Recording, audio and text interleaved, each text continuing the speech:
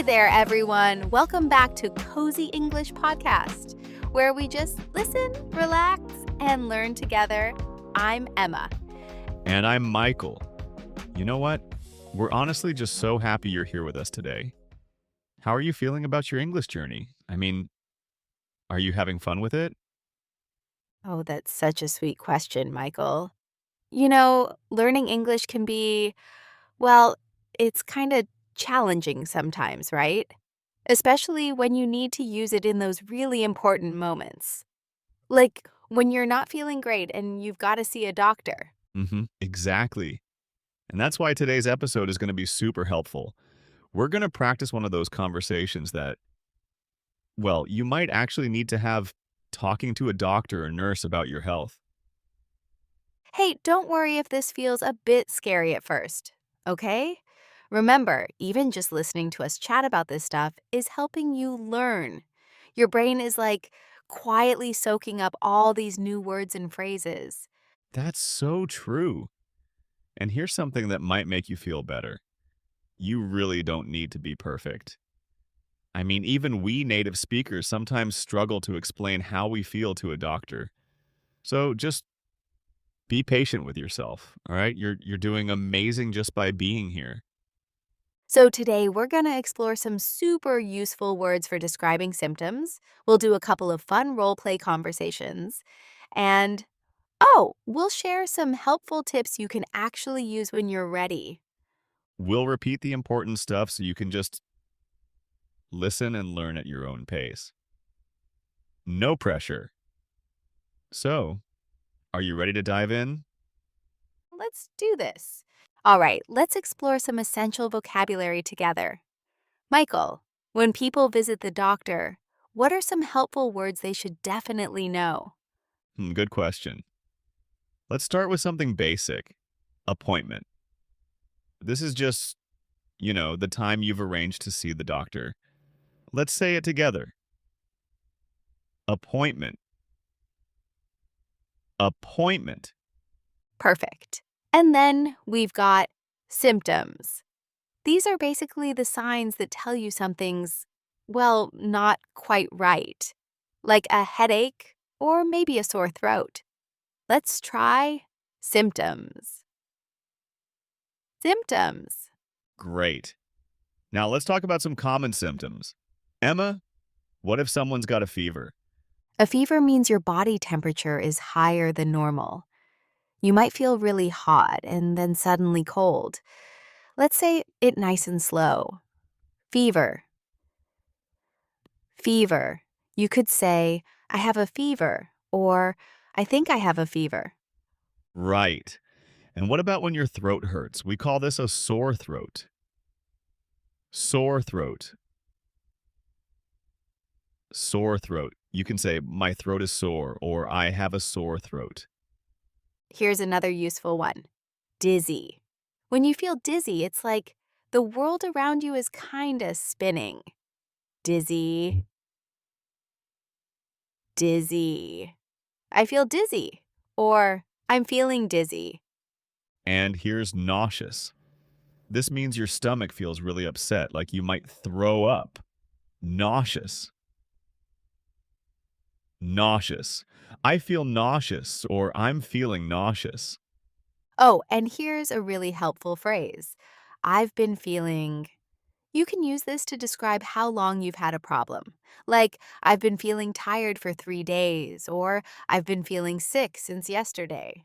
That's super useful. And when the doctor asks questions, they might say something like, how long have you been feeling this way? Or when did this start? Right. And remember, if you don't understand something, it's totally okay to say, could you repeat that, please? Or, I'm sorry, I don't understand. Could you explain that again? Nobody's going to judge you for that. Exactly. Doctors really want to help you, so they'll be super patient if you need them to speak more slowly or explain something again. Let's practice these words one more time. Just repeat after me. Appointment. Symptoms. Fever. sore throat, dizzy, nauseous. Nice work. Now let's see how these words actually work in a real conversation. Okay, now let's try our first role play. This is gonna be fun. Just relax and listen, everyone. I'm ready. Remember, everyone, just listen and learn. There's no pressure to memorize everything. Just let your ears get used to hearing these conversations, you know? All right, let's jump right in. I'll play the patient, Sarah. And Michael, you'll be the receptionist and Dr. Johnson. Ready? Hello, I'd like to make an appointment with Dr. Johnson, please. Of course. What seems to be the problem today? Well, I've been feeling really tired for the past few days, and I've got this headache that just won't go away. Oh, I'm sorry to hear that. How about tomorrow at 2 p.m.? Would that work for you? Yes, that's perfect. Thank you so much. Great. I'll see you tomorrow at 2 p.m. Oh, and please arrive about 15 minutes early to fill out some forms, okay? Now let's jump to the appointment the next day. Hello, Sarah. I'm Dr. Johnson. Please have a seat and make yourself comfortable. I understand you haven't been feeling well? That's right, doctor. I've been feeling super tired for about, 4 days now, and I've got this constant headache. It's really bothering me. I see. Tell me more about this headache. Is it like sharp or more dull? It's, um, it's like a dull pain, but it's always there, you know? And sometimes it gets worse when I look at bright lights. That's really helpful information. Have you had any fever? I think so. I felt really hot yesterday, but I don't have a thermometer at home, so Okay, let me check your temperature now. Yes, you do have a slight fever. Have you been sleeping well? not really. I've been waking up during the night and I feel dizzy when I get up in the morning. I understand. This sounds like it might be a viral infection. I'm going to prescribe some medication for you, and I want you to rest for a few days, okay? Thank you, doctor. Should I come back if I don't feel better? Yes, if you're not feeling better in 5 days, please give us a call and make another appointment. And that's the end of our first role play. How did that sound, Michael? That was really natural. Did you notice how Sarah used some of the vocabulary we learned? She said, I've been feeling tired and I've got this constant headache. Exactly. And she wasn't afraid to say, I think so, when she wasn't sure about the fever. It's totally okay to express uncertainty, you know? That's such an important point. You really don't need to have perfect answers. Doctors are used to patients who aren't sure about their symptoms. Before we do our second role play, let's share some helpful tips for real situations. Good idea. First tip. Before you visit the doctor, try writing down your symptoms in English. This can really help you feel more prepared and confident. That's so helpful. And here's another tip: learn your body parts in English. You might need to say, my stomach hurts or my back is sore. Try practicing by pointing to different parts of your body and saying the English word. It's kind of fun. And here's something really useful. Practice numbers. You might need to say how many days you've been feeling unwell or what time your appointment is. Just let these numbers come naturally, you know? Oh, and don't forget about time expressions. Since yesterday, for 3 days, all week, this morning. These phrases really help you describe when your symptoms started. Here's a confidence tip. Consider bringing a friend or family member who speaks English well. They can help if you need support. There's absolutely nothing wrong with asking for help. Absolutely.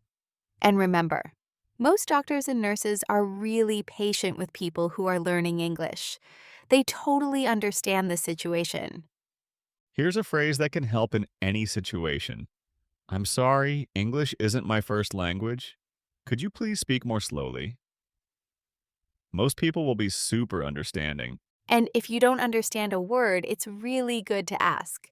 Say, what does that mean? Or, could you explain that word, please? Questions actually help you learn. Let's practice that right now. Emma, what if I use a word that you don't understand? And I would say, I'm sorry, I don't understand that word. Could you explain it, please? perfect. And I'd be happy to explain it in simpler words. See, it's that easy. You're all doing great. Keep listening, keep practicing, and just be proud of every step you take in your English learning journey. Now, let's try a different scenario. This time, Michael's going to be the patient, and I'll be the doctor. This'll show you how the same vocabulary can be used in different ways. Sounds good. This time I'm going to be Tom, and I've got a different problem. Let's see how this conversation goes. Good morning. You must be Tom. I'm Dr. Martinez. What brings you in today? Good morning, doctor. I've been having some stomach problems. I feel nauseous almost every day, and it's really bothering me. Oh, I'm sorry to hear that. How long has this been going on? For about, let me think, for about 2 weeks now? It started after I ate at this new restaurant. I see. Are you having any other symptoms? Any fever or headaches? No fever, but I do feel really tired. And sometimes I feel dizzy after I eat, which is kind of weird. That is concerning. Have you been able to eat normally or has your appetite changed? Well, I don't really want to eat much because I'm afraid I'll feel worse. I've been eating very small meals. That's totally understandable. Have you noticed any particular foods that make you feel worse? Yes, spicy food makes me feel terrible. And coffee. Oh man, coffee makes me feel nauseous immediately. Okay, that's really helpful information. I think you might have gastritis. That's when your stomach lining gets irritated. I'm going to give you some medication and a special diet to follow. Thank you, doctor. How long will it take to feel better? With the medication and diet changes, you should start feeling better in about a week. But it's important to avoid spicy foods and coffee for at least a month. A month? That's going to be really difficult. I love coffee. I totally understand. But your health is more important. You can try herbal tea instead. And remember, this is temporary. You'll be able to enjoy coffee again once your stomach heals. Okay, doctor. Thank you for explaining everything so clearly. Should I come back for another appointment? Yes, let's schedule a follow up appointment in 2 weeks to see how you're doing. And that's our second role play. How did that feel, Michael? That was really good. I noticed I used different symptoms this time: nauseous, dizzy, and tired. And I was able to give specific information about when it started and what foods make it worse. Exactly. And did you hear how Tom expressed his feelings when he was surprised about avoiding coffee for a month? He said, "A month? That's gonna be really difficult." It's totally natural to share your feelings and concerns with your doctor. That's such a good point. Doctors actually want to know if their advice is going to be challenging for you. They can often suggest alternatives or explain why something's important. Okay, now let's review some of the key vocabulary we've learned today. I'll say a word, and Michael will use it in a sentence. Good idea. This will really help everyone remember these important words. Appointment, I need to make an appointment with the doctor for next week. symptoms, The doctor asked me to describe my symptoms. fever, I think I have a fever because I feel hot and cold at different times. sore throat, My throat is sore and it hurts when I swallow. dizzy, I feel dizzy when I stand up too quickly. nauseous. I feel nauseous after eating spicy food. Now let's practice some useful phrases. Michael, how do you ask someone to repeat something? Could you repeat that, please? Or, I'm sorry, I didn't catch that. Good. And how do you tell someone you don't understand? I don't understand. Could you explain that again? Please? Perfect. And here's an important phrase. How do you describe how long you've been feeling something? I've been feeling sick for 3 days, or I've been having headaches since last week. Excellent. You're all doing so well. Remember, these phrases aren't just for talking to doctors. You can use them everywhere when you're learning English. That's so true. Could you repeat that, please? Is useful in shops, restaurants, at work, everywhere. We've covered so much ground today. How are you feeling about all this new vocabulary and these practice conversations? I really hope you're feeling good about your progress. Learning English takes real courage, especially when it comes to important situations like talking to a doctor. You know what? Even if you only remember one or two phrases from today's episode, that's amazing. Every single word helps, and you're building your confidence step by step. And remember, making mistakes is totally part of learning. Native speakers make mistakes too. What matters is that you keep practicing and don't give up. Here's something really encouraging about language learning. Every time you listen to English, even if you don't understand everything, your brain is working. You're getting better, even when you don't realize it. That's so true. And if you ever find yourself in a real situation where you need to talk to a doctor, remember that they really want to help you. Most healthcare professionals are super patient with people who are learning English. Before you go, let's give you some homework. And don't worry, it's actually fun practice. This week, try to describe how you feel in English. Even if you feel great, you can say, I feel good today, or I'm feeling energetic. And if you have a headache or feel tired, practice saying it in English. I have a headache or I feel tired. The more you practice, the more natural it becomes. You can even practice with your mirror. Look at yourself and say, Hello, doctor, I've been feeling, and then describe something. It might feel a bit weird at first, but it really helps. And here's a challenge for our confident learners. Try to help someone else. If you know someone who's also learning English, practice these conversations together. Teaching others is honestly one of the best ways to learn. Before we say goodbye, we want to remind you that learning English is a journey, not a race. Some days will feel easier than others, and that's completely normal. Be patient with yourself, celebrate those small victories, and remember that every conversation you have in English, even the difficult ones, is making you stronger and more confident. If you enjoyed today's episode, please share it with someone who's also learning English. Learning together makes the journey so much more fun. And don't forget to subscribe to Cozy English Podcast so you never miss an episode. We're here to support you every step of the way. We believe in you, and we're honestly so proud of the effort you're putting into learning English. You're doing better than you think. Until next time, keep practicing, keep learning, and keep believing in yourself. This is Emma, And Michael, saying goodbye from Cozy English Podcast. Remember, relax, listen, learn. take care, everyone. We'll see you next time.